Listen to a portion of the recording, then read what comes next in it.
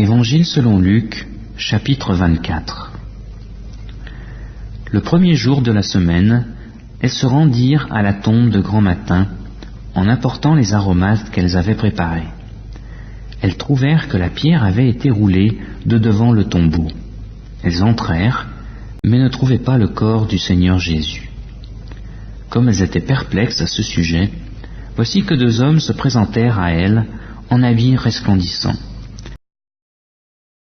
Toutes craintives, elles baissèrent le visage vers la terre. Mais ils leur dirent : « Pourquoi cherchez-vous le vivant parmi les morts ? Il n'est pas ici, mais il est ressuscité. Souvenez-vous de quelle manière il vous a parlé lorsqu'il était encore en Galilée, et qu'il disait : « Il faut que le Fils de l'homme soit livré entre les mains des pécheurs, qu'il soit crucifié et qu'il ressuscite le troisième jour. » Et elles se souvinrent des paroles de Jésus. Du tombeau, elles s'en retournèrent pour annoncer tout cela aux 11 et à tous les autres. C'étaient Marie-Madeleine, Jeanne, Marie, mère de Jacques. Et les autres avec elles le dirent aux apôtres.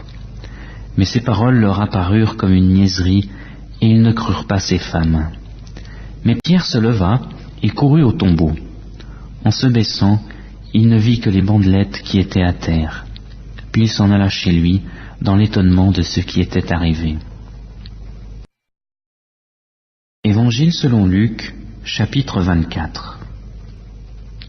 Et voici que ce même jour, deux d'entre eux allaient à un village nommé Emmaüs, éloigné de Jérusalem de 60 stades. Ils s'entretenaient de tout ce qui s'était passé. Pendant qu'ils s'entretenaient et discutaient, Jésus s'approcha et fit route avec eux. Mais leurs yeux étaient empêchés de le reconnaître. Il leur dit : « Quels sont ces propos que vous échangez en marchant ? » Et ils s'arrêtèrent, l'air attristés. L'un d'eux, nommé Cléopas, lui répondit : « Es-tu le seul qui séjourne à Jérusalem et ne sache pas ce qui s'y est produit en ces jours-ci ? » « Quoi ? leur dit-il. Ils lui répondirent : « Ce qui s'est produit au sujet de Jésus de Nazareth, qui était un prophète, puissant en œuvre et en parole devant Dieu et devant tout le peuple, et comment nos principaux sacrificateurs et nos chefs l'ont livré pour être condamné à mort et l'ont crucifié. Nous espérions que ce serait lui qui délivrerait Israël, mais avec tout cela, voici le troisième jour que ces événements se sont produits. Il est vrai que quelques femmes d'entre nous nous ont fort étonnés. Elles se sont rendues de bon matin au tombeau, et n'ayant pas trouvé son corps, elles sont venues dire que des anges leur sont apparus, et ont déclaré qu'il était vivant. Quelques-uns de ceux qui étaient avec nous sont allés au tombeau, et ils ont trouvé les choses tout comme les femmes l'avaient dit. Mais lui, ils ne l'ont pas vu. Alors Jésus leur dit : « Hommes sans intelligence, et dont le cœur est lent à croire tout ce qu'ont dit les prophètes, le Christ ne devait-il pas souffrir de la sorte et entrer dans sa gloire ? Et commençant par Moïse et par tous les prophètes, il leur expliqua dans toutes les Écritures ce qui le concernait. Lorsqu'ils furent près du village où ils allaient, il parut vouloir aller plus loin. Mais ils le pressèrent en disant : « Reste avec nous, car le soir approche, le jour est déjà sur son déclin. » Il entra pour rester avec eux. Pendant qu'il était à table avec eux, il prit le pain, dit la bénédiction, puis il le rompit et le leur donna. Alors les yeux s'ouvrirent et ils le reconnurent, mais il disparut de devant eux. Et ils se dirent l'un à l'autre : « Notre cœur ne brûlait-il pas au-dedans de nous lorsqu'il nous parlait en chemin et nous expliquait les Écritures ?» Ils se levèrent à l'heure même, retournèrent à Jérusalem et trouvèrent assemblés les 11 et les compagnons, qui leur dirent : « Le Seigneur est réellement ressuscité, et il est apparu à Simon. » Et ils racontèrent ce qui leur était arrivé en chemin et comment ils l'avaient reconnu à la fraction du pain. Tandis qu'il parlait de la sorte, lui-même se présenta au milieu d'eux et leur dit : « Que la paix soit avec vous. »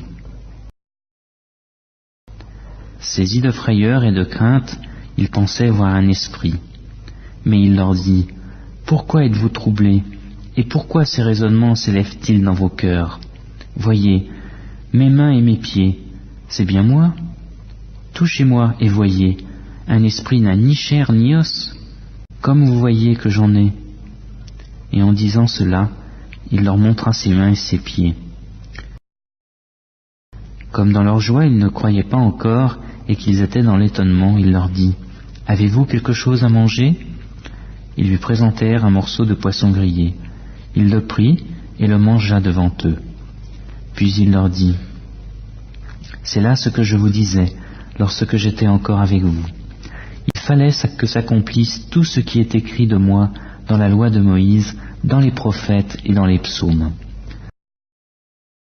Alors il leur ouvrit l'intelligence pour comprendre les Écritures.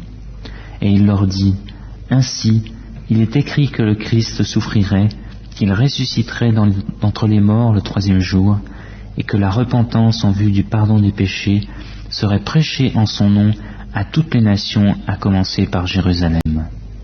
Vous êtes mes témoins, et voici, j'enverrai sur vous ce que mon Père a promis, mais vous resterez dans la ville, jusqu'à ce que vous soyez revêtus de la puissance d'en haut. » Il les emmena jusqu'à Béthanie, puis il leva les mains et les bénit.